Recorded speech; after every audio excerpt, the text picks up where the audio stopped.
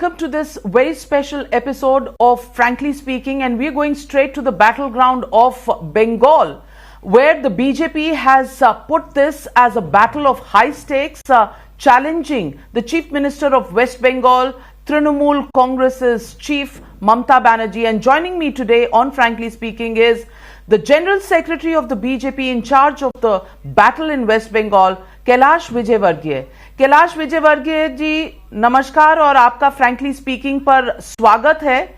आप शायद तंबू गाड़कर वेस्ट बंगाल में काफी महीनों नहीं कहना चाहिए, शायद सालों से ही वहीं पर है, क्योंकि आपको बीजेपी को जिताना है बंगाल में।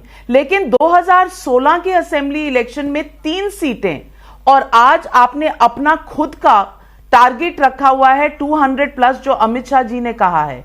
क्या ये 3 सीट से 200 सीट का जो पूरी जो यात्रा है बीजेपी कर पाएगी इतने शॉर्ट पीरियड में? ये प्रश्न हमसे लोकसभा चुनाव में भी पूछा गया था कि आपके पास सिर्फ 2 सीटें और आप 22-23 सीटों की बात कर रहे हैं। हमने लोकसभा चुनाव में 18 सीट जीती। शायद आपके सहित सारे मीडिया समूह को भी बड़ा आश्चर्य हुआ कि 18 सीट कैसे आ गई।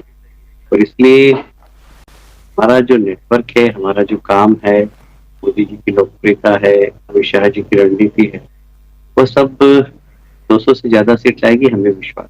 लेकिन लोगों का कहना है कि लोकसभा के चुनाव असेंबली के चुनाव से बहुत अलग होते हैं, बहुत फर्क होते हैं, मुद्दे अलग होते हैं। और लोकसभा का जो चुनाव होता है वो आप पिछली 2 बार से मोदी जी के नाम पर लड़ रहे हैं, और मोदी जी का जो कनेक्ट है वो शायद किसी और पॉलिटिशियन का बीजेपी में नहीं होता, ऐसा लोगों का कहना है। तो क्या आप समझते हैं कि एक फेसलेस बीजेपी जिसका कोई चीफ मिनिस्टीरियल कैंडिडेट नहीं है, वो ममता बनर्जी के साथ इस तरह का एक कर सकेगा कॉन्टेस्ट, जिसमें ममता जी को भी देखा जाता है जैसे वो एक नारी हैं और उन्होंने अपनी स्वयं एक जगह बनाई है पॉलिटिक्स में, और जैसे मोदी जी के साथ कुछ सिमिलैरिटीज लोग कहते हैं, उनका परिवार नहीं है, ममता जी का भी परिवार नहीं है, एक कनेक्ट है लोगों का। ये सब कुछ ध्यान में रखते हुए क्या बीजेपी असेंबली इलेक्शन में अपने आप को ओवर एस्टिमेट कर रही है? मुझे लगता है कि आपके प्रश्नों में उत्तर छिपे हुए हैं। मोदी जी की लोकप्रियता आज भी कायम है, सब जगह कायम है। बिहार चुनाव इसका लेटेस्ट उदाहरण है। आप लोगों ने अपने टीवी एनालिसिस में कहा है कि बिहार में यदि सरकार बनी तो मोदी जी की लोकप्रियता के कारण है, और इसलिए मोदी जी की लोकप्रियता आज भी कायम। पहली बात। दूसरी बात, आपने कहा कि ममता जी की और मोदी जी की सिमिलरिटी है, बिल्कुल भी नहीं। ममता जी परिवारवाद में पूरी तरह फंस चुकी है, और यही कारण है कि उनकी पार्टी में ही उनके दल के द्वारा जिस प्रकार विरोध हो रहा है, जिस प्रकार असहजता उनके दल के अंदर, उसका उदाहरण आपने देखा है कि बड़े बड़े नेता पार्टी छोड़ रहे हैं, और उनके भतीजे हैं वो जिस तरीके से भ्रष्टाचार कर रहे हैं, और विशेषकर कोल माफिया हो गया, लैंड माफिया हो गया, गोल्ड माफिया हो गया, सिंडिकेट राज वहां पर जो चल रहा है वो उनके पूरे भतीजे के अंडर में चल रहा है, उनको संरक्षण ममता जी का। और ये चेहरा बेनकाबी हो गया। आपको मालूम होगा चिटफंड का एक बहुत बड़ा घोटाला, जिसमें लगभग 3 राज्यों के अंदर, उड़ीसा के अंदर, आसाम में और पश्चिम बंगाल में 1 लाख करोड़ से ज्यादा का चिटफंड घोटाला हुआ। उसकी सीबीआई जांच चल रही है। उसमें ममता जी के आसपास के लोग और अधिकारी फंसे हुए हैं। तो मुझे लगता है कि ममता जी अब पश्चिम बंगाल में बहुत ही अलोकप्रिय हो गई है, और विशेषकर जो वादे 10 साल में किए थे वो उसमें से कुछ भी पूरे नहीं। जैसे कहा था कि हर जिले में इंडस्ट्री लाएंगे, हम बेरोजगार नौजवानों को रोजगार देंगे। कैलाश विजयवर्गीय जी, आपने ही चिटफंड का मामला अगर उठाया है, तो मैं सवाल पूछूंगी आपसे कि शुवेंदु अधिकारी को तो आपने बीजेपी में ले लिया, और उनके वीडियो बीजेपी ने स्वयं लगाए थे अपने वेबसाइट पर। आज वो वीडियो भी गायब है, और शुवेंदु अधिकारी एकदम भाई बनकर बीजेपी में आपके साथ शामिल हो गए हैं। तो करप्शन का मुद्दा जब बीजेपी उठाती है और चिटफंड के करप्शन का मुद्दा उठाती है, तो आपको ये आश्चर्यजनक नहीं लगता कि करप्शन की आप बात करते हैं और जिनके ऊपर लांछन थे उनको तो आपने अपने ही परिवार में ले लिया? तो ये कैसी करप्शन की लड़ाई है? देखिए, कोई उनको लेने के बाद कोई जांच तो बननी होगी। यदि वो दोषी होंगे तो उनको सजा मिलेगी। और ये हमने भारतीय जनता पार्टी में सम्मिलित होने के पहले ये सारी बातें होंगी कि भाई आपके पुराने कामों की अगर कुछ सजा आपको मिलती है तो उसके जिम्मेदार आप होंगे। पर अब आपको भारतीय जनता पार्टी में मोदी जी के नेतृत्व में अच्छे तरीके से काम करना होगा, और ये हमारी हम सबसे ही कहते हैं। और इसलिए आपका प्रश्न बड़ा वाजिब है। कोई भी व्यक्ति हो यदि वह हमारी पार्टी में आता है, इसका मतलब ये नहीं कि उसने पुराने आरोप किए हैं उससे वो बरी हो जाए। पुराने आरोप की जांच चल रही है, तो सजा होगी तो मिलेगी। हम उसके लिए तो वीडियो क्यों उतारे गए? अगर आपकी अंदर की दृढ़ता है कि आप लड़ेंगे करप्शन से, तो ये वीडियो उतारे क्यों गए? एक आप पे आरोप लगाया जाता है बीजेपी पे कि आप दूसरी पार्टी पे जब लोग होते हैं उन पे आरोप लगाते हैं, जब आपकी पार्टी में आते हैं तो एक वॉशिंग मशीन है जिसमें सबके सब पाप धुल जाते हैं, सब माफ हो जाता है। देखिए, ऐसा है कि जांच एजेंसी अपना काम कर रही है, हम राजनीतिक दल हम यहाँ पर सरकार बनाना चाहते हैं। सरकार बनाने में हमें जिसके सहयोग की आवश्यकता हम लेंगे, पर इसका मतलब ये थोड़ी उन्होंने जो अगर गलत काम किया तो उसको वो माफ हो जाएंगे, बिल्कुल भी नहीं। बिल्कुल आप इस बात से निश्चिंत कर दीजिए, आपके माध्यम से श्रोताओं को जो आपसे प्रश्न पूछते हैं कि बीजेपी वॉशिंग मशीन है, हम इस बात की कतई जिम्मेदारी नहीं लेते। कोई व्यक्ति अगर कल उसने कोई गलती की है और आज वो भारतीय जनता पार्टी में आ जाएगा तो उसकी गलती उसको क्षमा हो जाएगी, बिल्कुल भी नहीं। जांच एजेंसी अपना काम कर रही है, यदि दोषी पाएंगे तो उनको सजा मिलेगी। लेकिन कैलाश विजयवर्गीय जी, क्या आप दिल पर हाथ रख के कह सकते हैं कि वीडियो उतारना जो आपने जिस तरह से किया है बीजेपी ने अपनी वेबसाइट से, वो लोगों में आशंका जताता है कि आप शायद वही पार्टी नहीं है जो कहते थे ना खाएंगे ना खाने देंगे?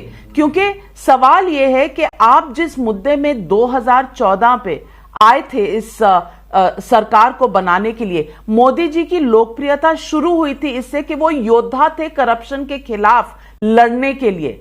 आज उसी करप्शन से समझौता हो रहा है, नंबर 1। नंबर 2, आपकी जो नियत है वो दिखती है इस बात से कि आपने वो वीडियो उतार दिए। अगर आपकी बात में दम है तो मैं आपको चैलेंज करती हूं, क्या वो वीडियो वापस बीजेपी अपने वेबसाइट पर डालेगी या नहीं डालेगी? पहली बात तो मैं आपको चैलेंज करता हूं कि आपने 2014 से मोदी जी के बारे में कहा कि उनकी इमेज थी, वो साफ थी, वो ईमानदार की थी। बताइए, इस 7 साल के सेशन के अंदर एक नए पैसे का भी कोई भ्रष्टाचार का आरोप लगा रखा है केंद्र सरकार के ऊपर या मोदी जी के ऊपर? नहीं, बिल्कुल भी नहीं। मैं इसीलिए कह रही हूं कि आज भी मोदी जी से लोग एक्सपेक्ट करते हैं कि वो कॉम्प्रोमाइज नहीं करेंगे करप्शन से, आज भी। और ये सबसे बड़ा यूएसपी है उनका। ये बात बिल्कुल साफ तौर से आप समझ लीजिए कि वीडियो क्यों उतारा? कौन सा वीडियो उतारा? कहां पर वीडियो था? कोई वीडियो नहीं उतारा, कोई वीडियो उतारा नहीं। कहां पर था वीडियो? आपकी वेबसाइट कह दिया आपको? किसी ने नारदा शारदा के जो वीडियो थे जिसमें शुभेंदु अधिकारी जी दिख रहे थे, हमारी वेबसाइट पे कोई हमने वीडियो नहीं उतारा। और होगा तो कोई अगर उतारा भी होगा तो वापस लगा देंगे, हमें कोई फर्क नहीं पड़ता। देखिए, जो सच है वो सच है और वह सच से कुछ छूट नहीं सकता। और इसलिए यदि उन्होंने वहां पर गलती की होगी तो उनको सजा मिलेगी। ये मैं तो बार-बार इस बात को कह रहा हूँ। बहुत बड़ी बात कही आपने कैलाश विजयवर्गीय जी। अगर आप कह रहे हैं कि ये वीडियो दोबारा लग जाएंगे बीजेपी के वेबसाइट पर, तो शायद लोगों की जो आंखों में बीजेपी की इज्जत है वापस बरकरार हो जाएगी। इसलिए मैं आपसे विनती करूंगी कि आप इसको ध्यान में रखिएगा कि अगर आप वापस लगाते हैं ये वीडियो तो आपकी बातों पर लोगों को विश्वास और होगा कि आप करप्शन के खिलाफ जो लड़ाई लड़ रहे हैं वो जारी रहेगी। आप इस बात को भूलिएगा नहीं, आज जो आपने फ्रैंकली स्पीकिंग पर कही है। देखिए, मैं एक बात बहुत साफ कर देता हूँ कि बीजेपी की रेपुटेशन कोई वीडियो लगाने और वीडियो हटाने से नहीं बनती। बीजेपी की रेपुटेशन बनी हमारी आइडियोलॉजी कारण जिसमें हमारा कमिटमेंट होता है उससे बनी है। बीजेपी ने जब भी जो कहा है वो करके दिखाया है, और इसलिए कोई एक छोटे छोटे वीडियो हटाने से बीजेपी की रेपुटेशन बनेगी तो गलत में आप निकाल दीजिए। बीजेपी की अगर रेपुटेशन बनी है तो हमने कहा है कि धारा 370 हटाएंगे, हमने हटाई है। बीजेपी की रेपुटेशन बनी है कि हम ये बिल लाएंगे, ये बिल लाएंगे। मैं पीछे नहीं हट रहा हूँ। आप जो कह रहे हैं कि बीजेपी की रेपुटेशन एक वीडियो हटाने और नहीं हटाने से विश्वसनीयता होती, इससे कोई विश्वसनीयता होती। बीजेपी की विश्वसनीयता का आधार है हमारी आइडियोलॉजी, हमारी आप जानते हैं, हमने जो आप कहा है जानते करके दिखाया हैं, है। जब भी आम आदमी किसी पार्टी से जुड़ता है तो उसकी आइडियोलॉजी की वजह से जुड़ता है, और उस आइडियोलॉजी में सिर्फ राम मंदिर नहीं आता, सिर्फ सीएए नहीं आता, उस आइडियोलॉजी में काफी हिस्सा करप्शन के साथ जो आपकी एक प्रतिबद्धता थी कि आप उसके खिलाफ लड़ेंगे, ये एक बहुत बड़ा मुद्दा था 2014 से अब तक, और इसका एक बहुत बड़ा रोल रहा है बीजेपी की लोकप्रियता में। मैं इसलिए कह रही हूं और दोबारा आपसे कह रही हूं कि अगर आप ये वीडियो जो उतारे गए हैं वापस लगाते हैं तो लोगों का जो एक आप पे फेथ था, जो थोड़ा सा हिल रहा था और क्रिटिसिज्म आ रहा था, वो वापस रिस्टोर हो जाएगा। तो इसमें क्या दिक्कत है? अगर आप सही बात कह रहे हैं कि वीडियो लगाएंगे तो उस पर आप क्यों नहीं टिकते, अटल रहिए उस पर। नहीं, आपकी सलाह बहुत अच्छी है और मैं उसको ध्यान में रखूंगा, पर एक बात फिर मैं बता देता हूँ और फिर इसको दोहरा रहा हूँ कि हम कभी भी भ्रष्टाचार को समर्थन नहीं करेंगे, हम कभी भी भ्रष्टाचारियों की मदद नहीं करेंगे। यदि किसी के खिलाफ हमारी पार्टी का ही व्यक्ति हो और यदि उसके खिलाफ भी, ये तो बाहर से आए हमारे पास, हमारे पार्टी के व्यक्ति ने भी यदि कोई गलत काम किया हो तो हम उसको बचाएंगे नहीं। भ्रष्टाचार के खिलाफ जो हमारा संघर्ष है, जो हमारी मुहिम है, मोदी जी के नेतृत्व में चालू रहेगी। किसी एक व्यक्ति को आप केंद्रित मत करिए, मैं तो सबकी बात कर रहा हूँ कि किसी के खिलाफ भी हो, यदि होगा तो उसको सजा मिलेगी। भ्रष्टाचार को भारतीय जनता पार्टी कहीं भी किसी भी प्रकार से संरक्षण नहीं देगी, ये आपके माध्यम से मैं आश्वस्त करना चाहता हूँ। विजय वर्गीय जी, आपने कहा कि बाहर से आए हैं शुवेंदु अधिकारी, इसी पर मैं आगे आपसे सवाल पूछूंगी कि बाहर से आप बहुत कुछ लाना चाह रहे हैं, मतलब आधी तृणमूल कांग्रेस शायद इस वक्त आपके संपर्क में है, ऐसा कहा जा रहा है। तो आपकी पार्टी जो खिलाफ होती थी तृणमूल कांग्रेस के, एक मुहिम छिड़ी हुई है पिछले 6 सालों से, अगर आप उस पार्टी के बहुत सारे लोग अपनी पार्टी में ले लेंगे तो बीजेपी तो तृणमूल पार्ट 2 हो जाएगी, और पार्टी विद अ डिफरेंस का क्या होगा? क्योंकि जिनके खिलाफ आप लड़ रहे थे उनका सिर्फ एक नेम प्लेट बदला है, तृणमूल की जगह वहां बीजेपी का नेम प्लेट लग गया है, तो क्या इससे लोगों की सूरत और सीरत दोनों बदल जाएगी? देखिए, किसको लेना और किसको नहीं लेना ये भारतीय जनता पार्टी तय करती है। ये बात सही है आपकी, भारतीय जनता के संपर्क में बहुत सारे टीएमसी के नेता हैं और हम सबको नहीं ले रहे हैं। आपने पिछली बार भी देखा होगा कि हमने एक कोई मिनिस्टर थे, वो आना चाहते थे, हमने नहीं लिया उनको, और अभी भी बहुत सारे ऐसे लोग हैं जो आना चाहते हैं। मेरे पास बहुत लंबी लिस्ट है, पर हम सबको नहीं लेंगे। हमें मालूम है कि जो लोग वहां पर गाय की तस्करी में शामिल हैं, जो लोग वहां पर कोयले की तस्करी में शामिल है, ऐसे लोगों को हम पार्टी में नहीं लेंगे। और इसलिए पार्टी में किसको लेना किसको नहीं लेना ये निर्णय हमारा है। हर कोई आ जाए और सीधे पार्टी में चले आए, ऐसा नहीं है। तो ये बात सही है कि टीएमसी के बहुत सारे लोग, जब जहाज डूब रहा है ममता जी का, तो बहुत सारे भारतीय जनता पार्टी ज्वाइन करना चाहते हैं, पर सबका स्वागत नहीं है। विजय वर्गीय जी, अब तकरीबन 8 हफ्ते का समय रह गया है इलेक्शन शुरू होने में।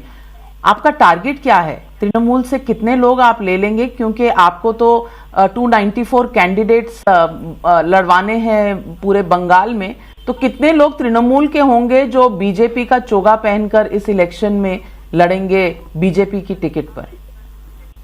नहीं, ये तो आपको पता लग जाएगा, बिल्कुल सरेआम उनको हम बीजेपी ज्वाइन कराएंगे, और इसलिए कोई छुपाने वाली बात नहीं। जब भी होगा, जब ज्वाइन करा देंगे। अभी मुझे नंबर्स बताना मेरे लिए संभव भी नहीं है, क्योंकि मैंने बताया कि बहुत सारे लोग हमारे संपर्क में हैं। और ये नंबर बता देता हूँ कितने लोग संपर्क में हमारे, कम से कम 50-60 बड़े नेता हमारे संपर्क में हैं। पर हम किसको लेंगे किसको नहीं लेंगे ये हमारी एक कमेटी है, हम लोग तय करने के बाद ही लेंगे। कैलाश विजय वर्गीय जी, एक सवाल और आपसे पूछना चाहती हूँ। आप स्ट्रेटेजिस्ट हैं बीजेपी के इस चुनाव में, दूसरी तरफ आपके हैं प्रशांत किशोर जी, जो ममता बनर्जी के स्ट्रेटेजिस्ट हैं इस वक्त और उन्हें एडवाइज कर रहे हैं चुनाव पर। उन्होंने एक ट्वीट दिया था जिसमें कहा था बीजेपी डबल डिजिट क्रॉस नहीं कर पाएगी, इसका मतलब 99 क्रॉस नहीं कर पाएगी, 99 आउट ऑफ 294। इस चैलेंज को आप कैसे देखते हैं? देखिए, वो प्रोफेशनल है, वो पैसे कमाने के लिए यहाँ पर उनके सलाहकार बने हैं और मैं एक मिशन के लिए काम कर रहा हूँ। मैं अपने जेब का पैसा खर्च के यहाँ पर काम करता हूँ एक मिशन के लिए। तो उनकी और मेरी कोई बराबरी नहीं और उनका कोई चैलेंज स्वीकार करने का कोई कारण भी नहीं है, क्योंकि वो अपनी दुकान चला रहे हैं। इस बयान से वो हो सकता है कि उनकी फीस ज्यादा बढ़ा दें ममता जी के पास, तो इसलिए उनकी और मेरे काम की कोई तुलना नहीं है। मैं लगातार जनता के बीच का जनप्रतिनिधि हूँ, वो कभी अपने जीवन में पार्षद का चुनाव भी नहीं लड़े, और इसलिए हमारी रणनीति है, हमारे रणनीतिकार हमारी टीम है और उसका मार्गदर्शन करते हैं अमित शाह जी, नड्डा जी। तो हम लोग ऐसे काम करते हैं। उनका प्रोफेशनलिज्म है, वो पैसे उन्होंने कांटेक्ट लिया होगा 25 तो 400-500 करोड़ का, और उनको लग रहा है कि उनकी जमीन खिसक रही, तो उन्होंने एक बयान दे दिया जिससे कि जिनके लिए काम कर रहे हैं उनका आत्मविश्वास बढ़े और उनसे और 500 की जगह 700 करोड़ दे लें। तो ये उनका एक बिजनेस डील है, हमारी बिजनेस नहीं। हम एक मिशन के लिए काम कर रहे हैं, और इसलिए उनका चैलेंज स्वीकार करना और नहीं करना ये कोई विषय नहीं है। विजयवर्गीय जी, यही शख्स 2014 में बीजेपी के साथ भी थे और उनका एक रिकॉर्ड भी है। आप कह रहे हैं वो बिजनेस डील कर रहे हैं, इस पर मेरी कोई टिप्पणी नहीं है, लेकिन उनका एक रिकॉर्ड है। उन्होंने जगन रेड्डी को जिताया है, उन्होंने कैप्टन अमरिंदर सिंह को जिताया है, अरविंद केजरीवाल के साथ जुड़े थे तो अरविंद केजरीवाल जी की पार्टी बीजेपी के बनाम दिल्ली में जीती थी। एक उनका फेलियर भी रहा है, वो है यूपी में जब अखिलेश यादव और राहुल गांधी के साथ उन्होंने करा था। पर ज्यादातर इंक्लूडिंग बीजेपी 2014 में उनके ट्रैक रिकॉर्ड में और उनके सीवी में विक्ट्रीज भी हैं, तो आप क्या बिल्कुल डिसमिस कर देंगे इसको? नहीं, मैंने फिर इस बात को मैं दोहराना चाहता हूँ कि बिजनेसमैन वही डील करता है जहां उसको फायदा होने की उम्मीद हो, जहां पर उसको सक्सेस स्टोरी दिखाई देती है। जितने भी आपने विषय बताए हैं, चाहे जगन रेड्डी का हो, वहाँ एंटी इनकम्बेंसी थी, साफ दिख रहा था। अभी स्टालिन का वो काम कर रहे हैं, वहाँ एंटी इनकम्बेंसी है, साफ दिख रहा है, वो उसको पुश कर देंगे। तो ऐसा है कि किसी की सक्सेस स्टोरी के पीछे कोई मिशन नहीं है। फिर मैं कह रहा हूँ कोई व्यवसाय है, और आप व्यवसाय से किसी राजनीतिक दल की बिल्कुल तुलना मत करिए। और उनके प्रोपोगंडा करने में कि वो बहुत अच्छे रणनीतिकार हैं और सब जिताते हैं, ट्रैक रिकॉर्ड उनका बहुत अच्छा है, उसमें आप जैसे मीडिया समूह, आप क्षमा करिएगा मैं कोई आरोप नहीं लगा रहा हूँ, आपके जैसे मीडिया समूह का भी रोल है कि वो बहुत बड़े रणनीतिकार है, पता लग जाएगा। आपने कहा कि उत्तर प्रदेश में भी वो हारे। देखिए, उत्तर प्रदेश में उन्होंने, मुझे याद अच्छी तरह से कि 2 लड़के अब ये देश का नेतृत्व करेंगे, उनको खाट पे बिठा दिया था, अभी तक खाट पे बैठे हैं बेचारे, स्टूल भी नहीं मिला उनको, कुर्सी की बात तो छोड़िए आप। तो ऐसा है कि धंधा हमेशा नहीं चलता है और राजनीति हमेशा चलती है। तो हम लोग एक आइडियोलॉजी के लिए काम करते हैं, हमेशा चलने वाले लोग ही। धंधा तो क्या है, कभी भी किसी का दिवालिया निकल जाता है। तो बहुत सारे बड़े बड़े उद्योगपतियों का दिवाला निकला है। तो उद्योग चलाना और राजनीति करना, इसको बिल्कुल कंपेयर मत करिए प्लीज। वैसे तो राजनीति में भी अप्स एंड डाउन्स होती हैं। बीजेपी भी 2 लोकसभा के एमपी से लेकर आज 303 तक आई है। तो अप्स एंड डाउन्स तो जितना उद्योग में चलता है उतना राजनीति में भी चलता है। खैर, बहरहाल मैं आपसे सवाल ये पूछना चाहती हूं कि ममता बनर्जी कहती हैं कि बीजेपी और अमित शाह जी, जेपी नड्डा जी या मोदी जी बाहर वाले हैं और बंगाल का चुनाव जीतेगा कोई बंगाल वाला। इसका आप क्या जवाब देते हैं जब वो कहती हैं कि गुजरात और गुजरातियों की यहां जरूरत नहीं है? मुझे लगता है कि ये फ्रस्ट्रेशन जैसे बयान है, और जब वो प्रदेश के अंदर उद्योग लाना चाहती है तो देश भर के लोगों को बुलाती है। जब वो प्रधानमंत्री बनने का सपना देखती है तो देश भर के राजनेताओं को, विभिन्न दलों के राजनेताओं को बुला लेती है और अपने यहाँ एक बड़ा सम्मेलन कर लेती है। तो वो बाहर के लोग नहीं होते। और भारतीय जनता पार्टी जैसी पार्टी, और देश के प्रधानमंत्री बाहर के हो जाएंगे, देश के गृह मंत्री बाहर के हो जाएंगे। तो इतनी संकुचित मानसिकता यदि किसी मुख्यमंत्री की है तो फिर तो उन्हें मुख्यमंत्री रहने का अधिकार ही नहीं है। और इसलिए मैं नहीं समझता कि बंगाल की जनता इतनी नासमझ है कि उनकी इस भावनात्मक बातों से जुड़ने की कोशिश करेगी, क्योंकि उनके सारे जितने भी काम उन्होंने किए हैं, तो वो सब सिंडिकेट राज के कारण और उसके सब के कारण कुछ दिखाई नहीं दे रहा है। तो अब उनके फ्रस्ट्रेशन में वो इस प्रकार का बयान दे रही हैं। तो मुझे लगता है कि बंगाल की जनता और मतदाता भी इतने नासमझ नहीं है कि मोदी जी को बाहर का मान के और ममता जी के पक्ष में वोट कर देंगे, अमित शाह जी को बाहर का मान के और ममता जी के पक्ष में वोट कर देंगे। शायद ममता जी की गलतफहमी। मैं आपसे एक सेफोलॉजिकल सवाल पूछना चाहती हूं। बंगाल में 27% माइनॉरिटीज हैं, मुस्लिम्स हैं, और प्रशांत किशोर जी ने कहा था कि ये मैच जो होगा अप्रैल के महीने में बीजेपी और तृणमूल के बीच में, उसमें आप सिर्फ 70% के वोटर बेस पर खेल रहे हैं। जो 30% है उस पर तो आपको कोई वोट मिलेगा नहीं। तो आपकी जो 200+ सीटें आनी है, जिसका आपने खुद जिक्र किया है, वो उस 70% के बेस से आनी है।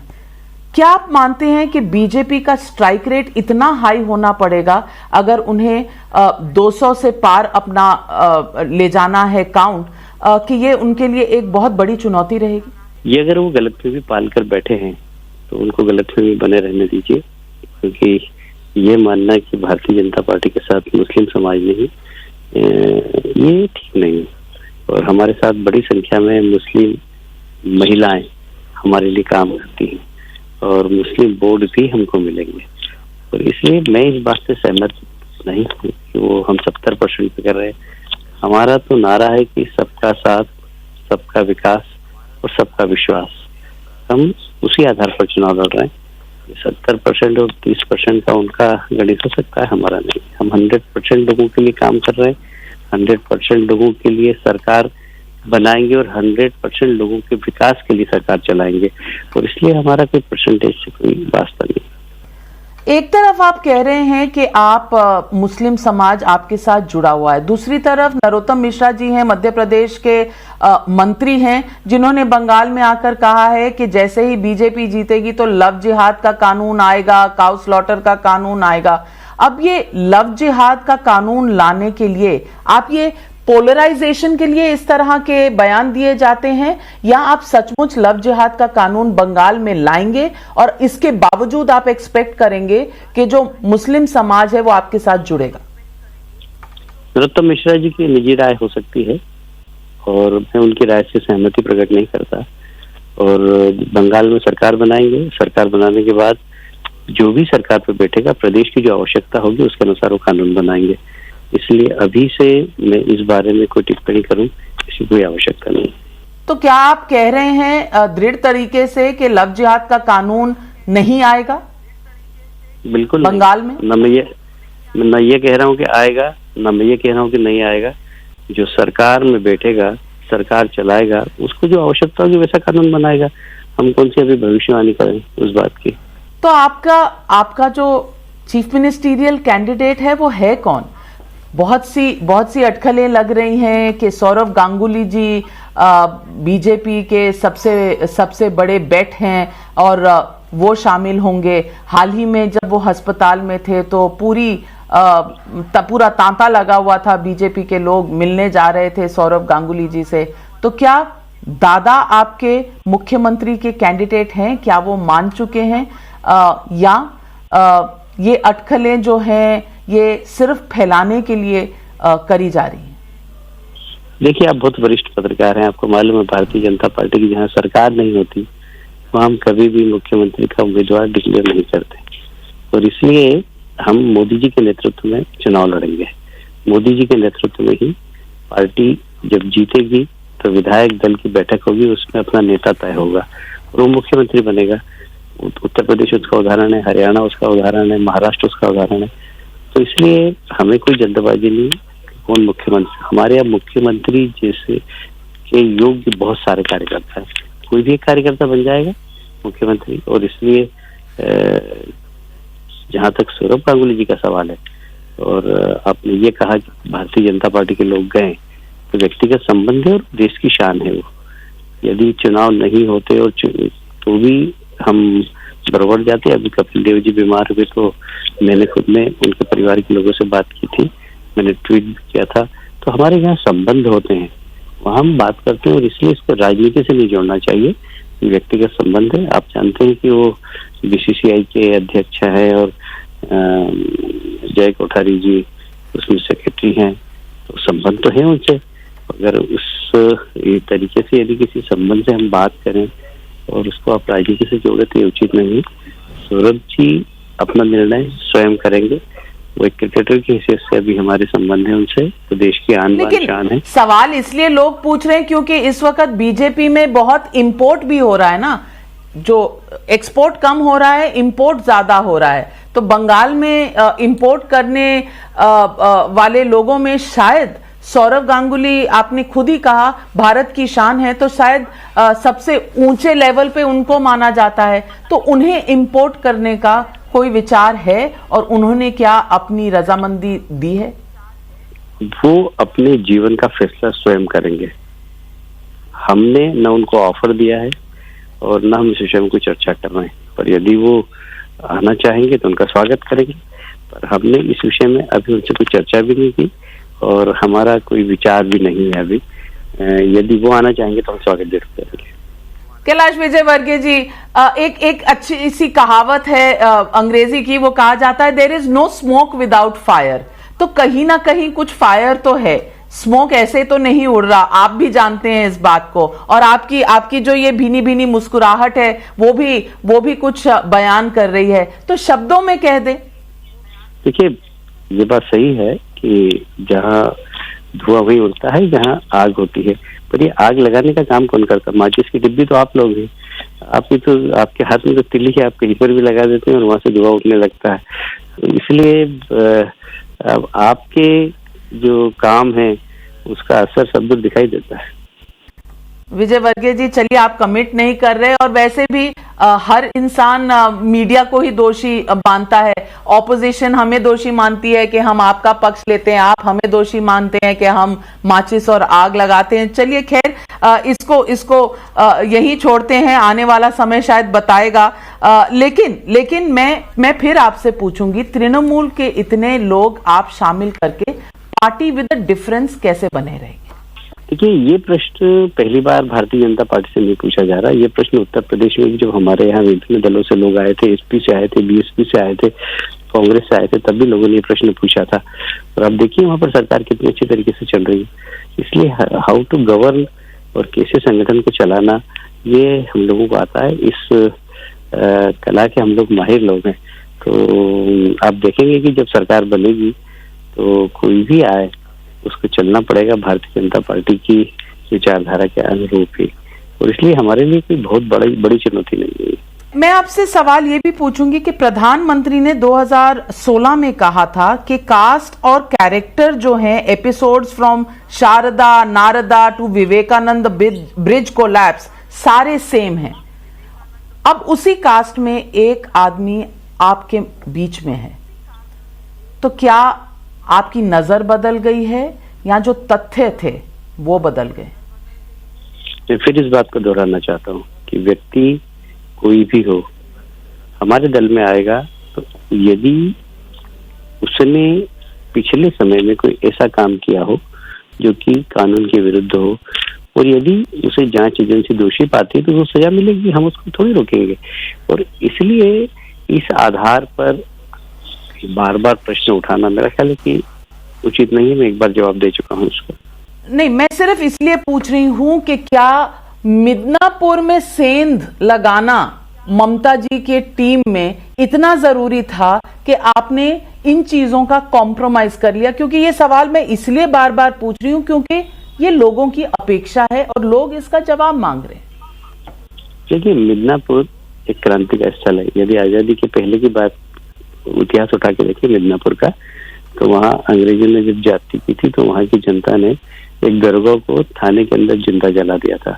उसके बाद की हम बात करें तो वहाँ 60 के दशक में एक आंदोलन हुआ था जब कृषकों ने किया था वो ते भाग करके एक आंदोलन था, तो वो भी एक क्रांति लाया था और वहां से कांग्रेस खत्म हुई थी और सीपीएम की शुरुआत हुई थी। उसके बाद में फिर यही भूमि वह है जहाँ पर नंदीग्राम में, जहाँ सीपीएम ने वहां पर गोलीकांड किया था। और गोलीकांड करने के बाद आपको स्मरण होगा, अडवाणी जी के नेतृत्व में वहां पर टीम गई थी एनडीए की ममता जी भी उस समय एनडीए का हिस्सा थी और वहीं से सीपीएम की डाउनफॉल हुआ था।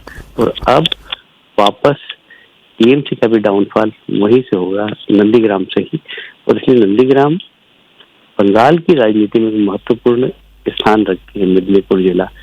तो वो एक क्रांति का स्थान है और वहां से जो शुरुआत होती है वो बदलाव की शुरुआत है और इस बार भी वहां से बदलाव की शुरुआत हुई। आप ये कैसे एक्सप्लेन करते हैं कि जो बंगाल की जो सीआईडी है उन्होंने मुकुल रॉय और BJP MP from Ranaghat Jagannath Sarkar को conspirators in the murder of TMC MLA Satyajit Biswas में उनका नाम शामिल किया? तो यहाँ क्या होता है ये भगवान ही मालिक है।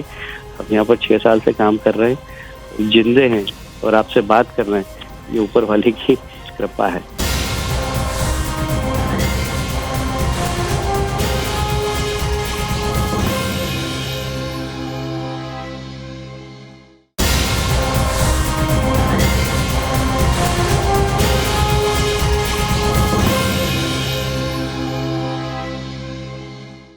कैलाश विजयवर्गीय जी, सवाल एक ये भी है कि ममता बनर्जी का कहना है कि जो गवर्नर हैं उनके साथ हेड ऑन कोलिजन हमेशा रहता है ममता जी का और तृणमूल कांग्रेस का, और गवर्नर जी के कुछ स्टेटमेंट्स ऐसे हैं जो फेडरल स्पिरिट के लिए वेलकम नहीं है या उन्हें उचित नहीं माना जाता है।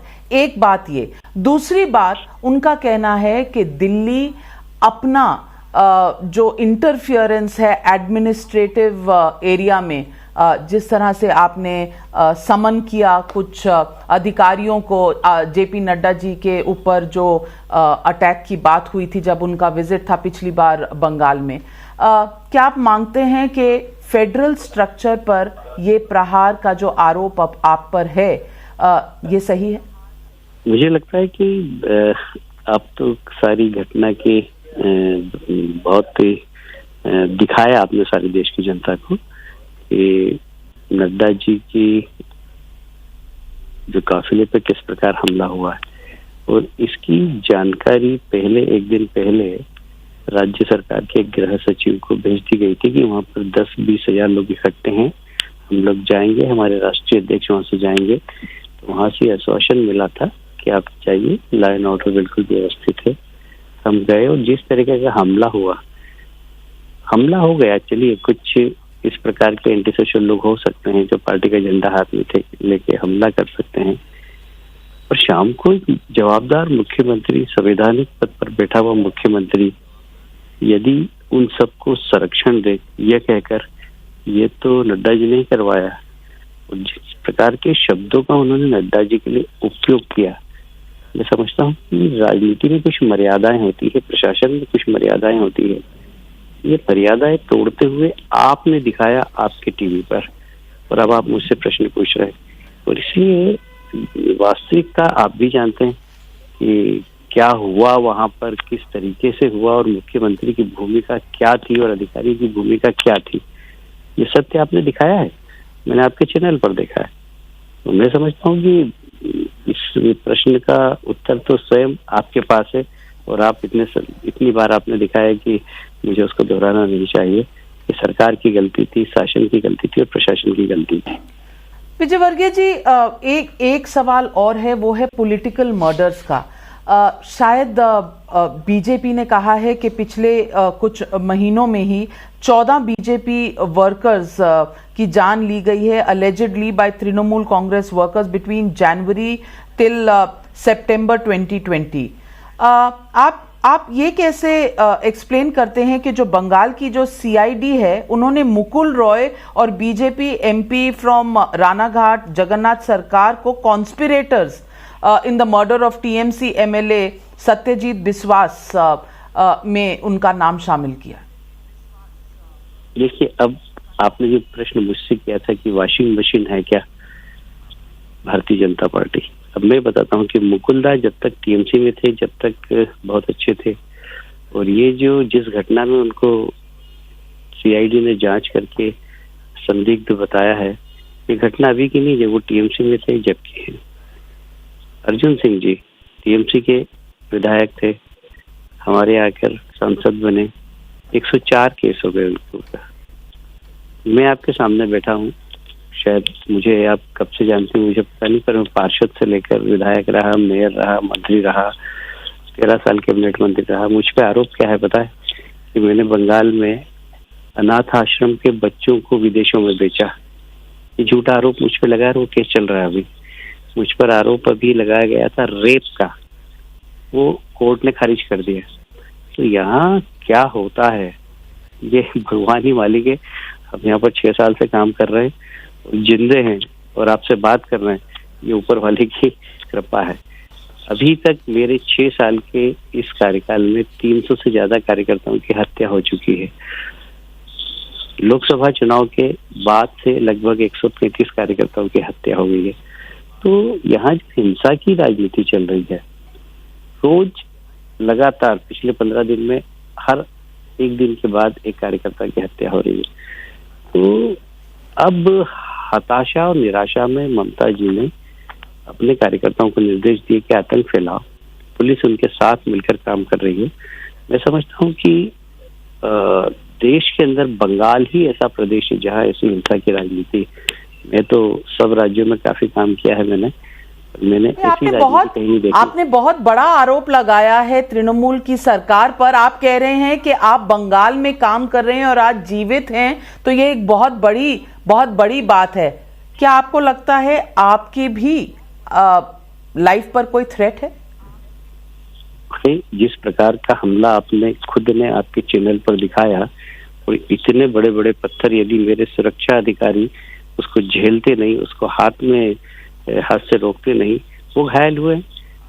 मुझे चोट लगी है, इतना बड़ा पत्थर मुझे आके लगा यहाँ पर। अगर मैं हाथ ऐसा नहीं करता तो मेरे सिर पे लगता, सिर पे इतना बड़ा पत्थर लगता तो क्या होता आप समझ सकते हैं।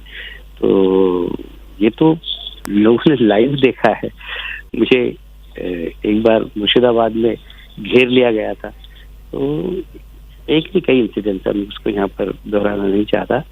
पर फिर भी बंगाल में हम लोग वास्तव में यदि अच्छे तरीके से काम कर रहे हैं और जो लोग जिंदा है तो ममता जी की कृपा है हम पर। सवाल ये भी है कि ममता बनर्जी ने कहा है कि बीजेपी ये पेटी पॉलिटिक्स कर रही है, खास करके issue of interference in law and order. और उनका ये भी कहना है कि जो अटैक जेपी नड्डा जी पे हुआ वो आप उनसे पूछिए, क्योंकि वो तो सेंट्रल सिक्योरिटी एजेंसीज उनको प्रोटेक्शन देती हैं। तो ये ब्लेम जो है कलकत्ता में कलकत्ता पुलिस पर क्यों दिया जा रहा है?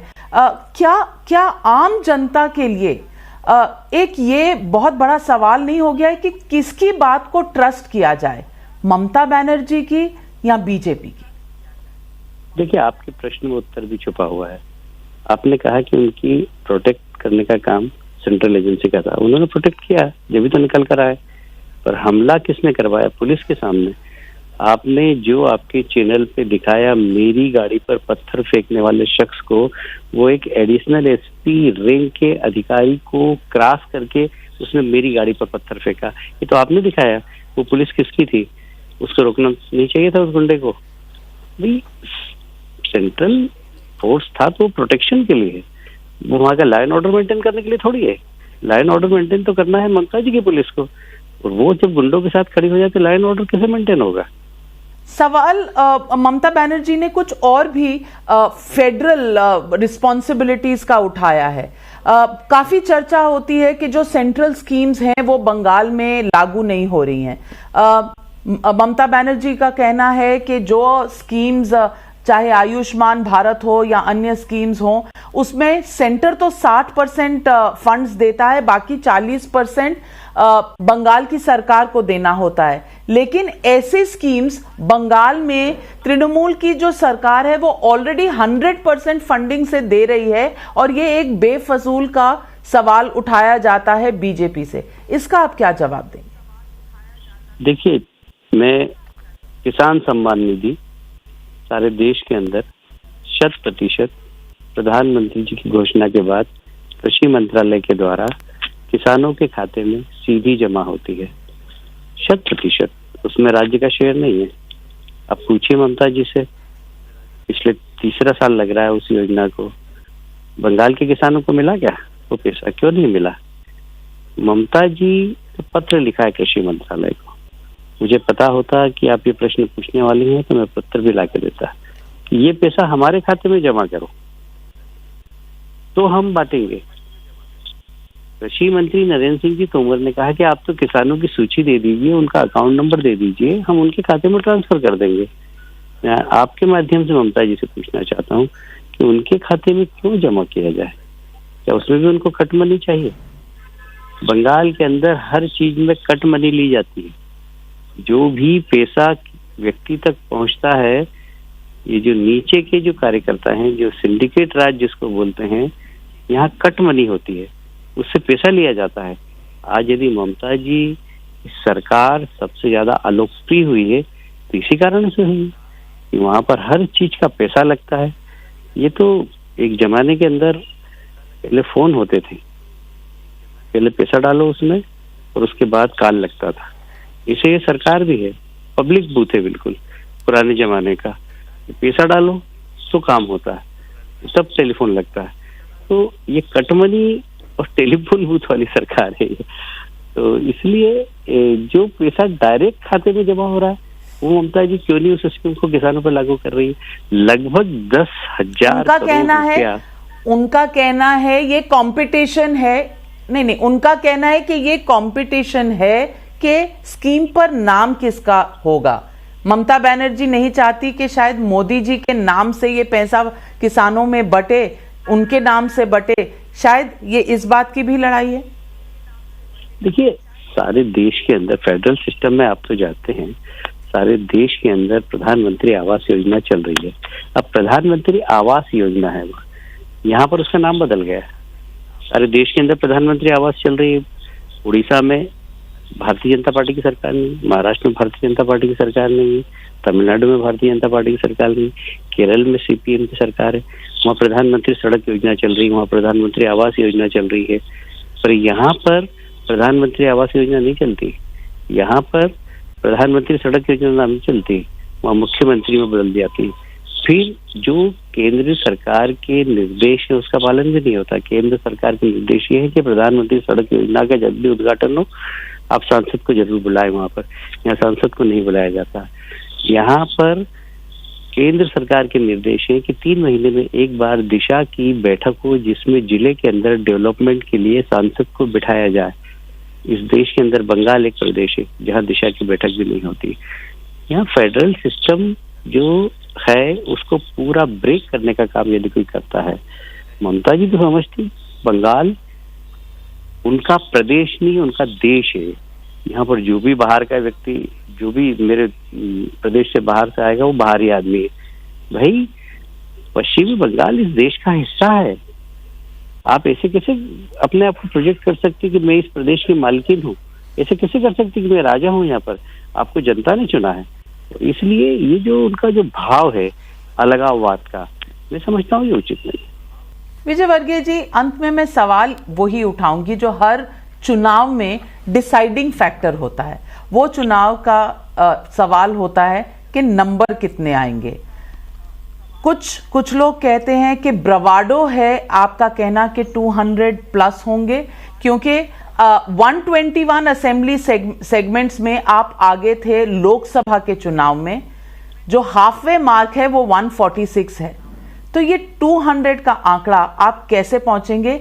146 तक जो है वो भी चढ़ाई आपके लिए शायद लोकसभा और असेंबली के चुनाव में अलग सी होगी।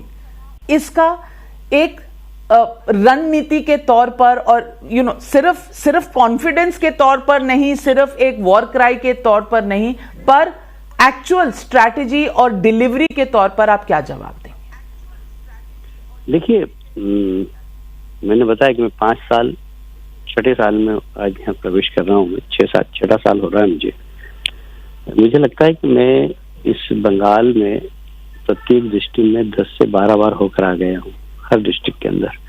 और करीब 294 विधानसभाओं में से 290 से ज्यादा विधानसभाएं मैंने एक बार नहीं कि अनेक बार घूम चुका हूँ। यहाँ जनता का मूड है कि ममता जी को हटाना। फिर यहाँ सबसे बड़ा चैलेंजिंग काम पता क्या है? वह है मतदाता केंद्र तक पहुंचे, और वह चुनाव आयोग की जवाबदारी है। और इसीलिए हमने कहा कि यहाँ पर लीडर निर्भीकता से चुनाव हो। अगर 220 से भी ज्यादा सीट आए हमारी, यदि मतदाता मतदान केंद्र तक पहुंच जाए, तो अब चैलेंज हमारे लिए यही है कि हम चुनाव आयोग से यहाँ की व्यवस्था ठीक तरीके से करा सके। हमने चुनाव आयोग से कहा, जैसे हमने गृह मंत्री जी से कहा है कि ममता जी के रहते हुए यदि यहाँ चुनाव हुए तो चुनाव निष्पक्ष नहीं हो सकते, और चुनाव प्रक्रिया के अंदर जो स्टेट ब्यूरोक्रेसी रही। तो आप क्या कह रहे हैं कि प्रेसिडेंट्स नहीं, क्या आप क्या कह रहे हैं, प्रेसिडेंट रूल लगाया जाए चुनाव से पहले? मैं आपके प्रश्न का जवाब दे रहा हूँ, मेरा उत्तर पूरा हो जाने दीजिए। बंगाल एक ऐसा प्रदेश है कि मैंने सारे देश में घुमा हूँ, मैं कम से कम हिंदी भाषी प्रदेशों में तो मैं सभी इधर घुमा हूँ। मैंने नौकरशाही का राजनीतिकरण देखा है, पर नौकरशाही का अपराधीकरण यदि कहीं पर है तो वह बंगाल के अंदर है। और इसलिए ऐसा लगता है यहाँ पर कि कलेक्टर कार्यालय और एसपी कार्यालय टीएमसी के कार्यालय हो गए हैं। इस प्रकार यहाँ पर राजनीति चल रही है। तो बहुत जरूरी है कि स्टेट ब्यूरोक्रेसी को चुनाव प्रक्रिया से दूर हटकर सेंट्रल फोर्स का उपयोग करें, और यहाँ तक कि केंद्र के जितने भी विभाग है वहां के कर्मचारियों को लगाएं चुनाव प्रक्रिया के अंदर।